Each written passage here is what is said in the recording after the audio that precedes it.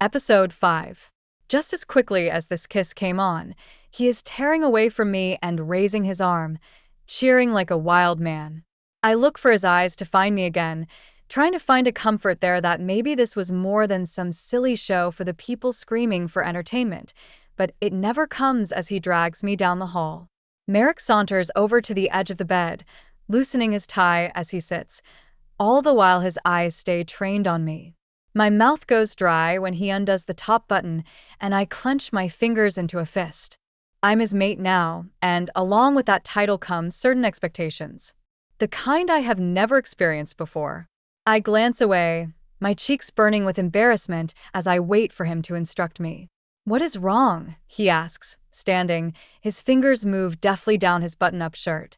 I gulp, the mate bond we created drawing me towards him. My wolf whines to be near him, to touch him and feel those sparks we were so convinced we would never get to feel again. I swallow. "How do you?" Merikh chuckles, removing his shirt from his body as he takes a step closer. I step back on instinct, bumping into the chair behind me with a surprised "oh." He isn't just massive, he is a literal wall of defined muscle. He is perfection. My heart thumps wildly, and I feel lightheaded. "Calm yourself, Colette.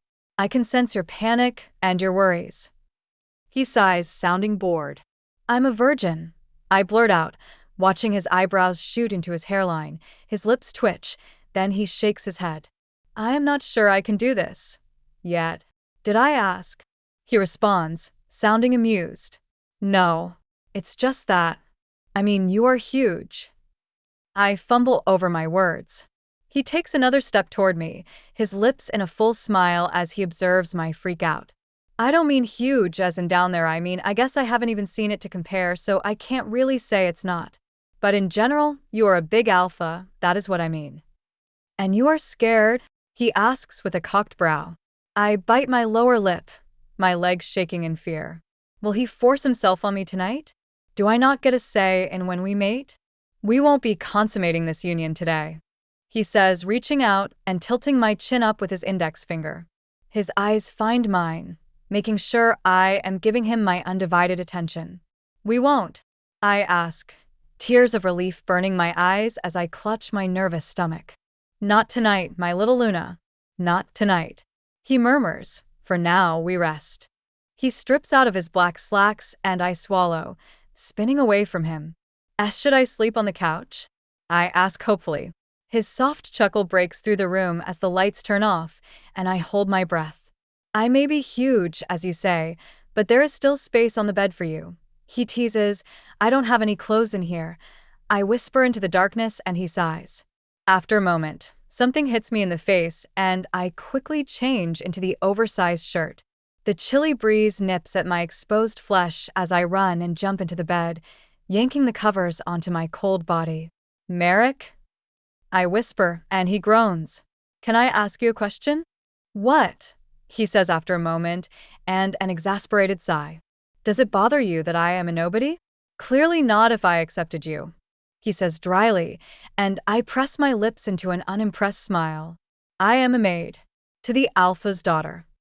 I murmur. My wolf is weak, hardly ever surfacing when she is called, and my mate rejected me hours ago. He says nothing, and for a moment I convince myself he has gone to sleep. Then the mattress dips beneath me, and the light flickers on.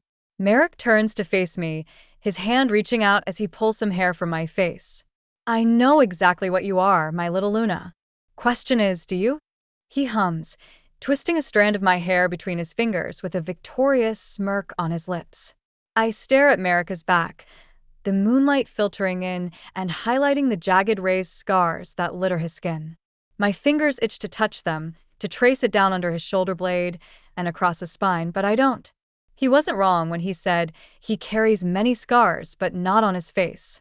A deep gash catches my attention, and I sit up slightly, leaning in to get a better view. It looks like teeth marks, and a chunk of his flesh was torn out.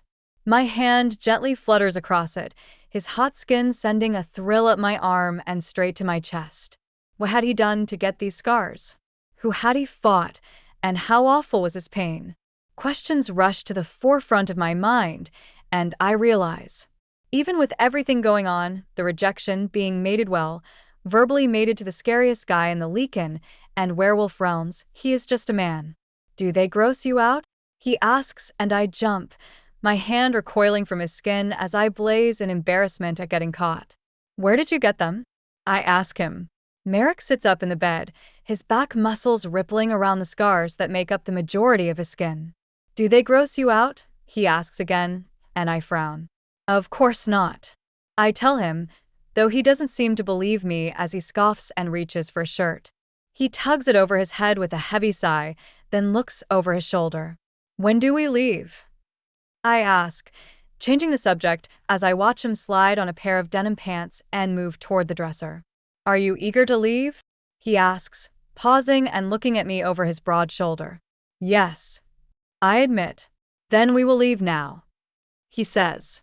All your stuff was packed and placed in the vehicle up last night. But it's 2 a.m. I tell him, my mouth gaping open, the thought of not being able to say goodbye to Grady, rejected mate or not. He was the only light spot in my life for so long. I just want to be home with my Luna. He levels me with a stare, and I gulp. The pack will be excited to meet you. I feel that thick sludge of shame creeping back up in my mind, and I look away. His pack will hate me when they sense how weak I am. Will I be some joke there too? Or worse, am one just the means to an end for a political statement, and he has someone else back in his pack? It would explain his desire to get home, his lack of wanting to be intimate as the mate bond dictates, and even as we kissed, I could feel his hesitation. My chest burns at the thought, and I tuck a hair behind my car, trying not to think about it. I know I have no right to be upset. I'm barely a real werewolf. Of course, that is why he selected me. I am weak, easy to manipulate, and less likely to comment on him having a preferred mistress. And why shouldn't he? It's not like I would promise him any strong heirs. No, I'm a pawn. A piece on his chessboard to further his reach in the werewolf Lycan communities. And I'm okay with that. I think. But if that were true, then why does the thought make me want to throw up? What is going on in that mind of yours? He asks softly, and I lift my eyes, my gaze clashing with his. I force a smile, but he doesn't seem to buy it, though he doesn't say anything either. Just excited to leave this place. I tell him honestly. Full story is available at novelpalace.com. Click the link in the comment section to get it free.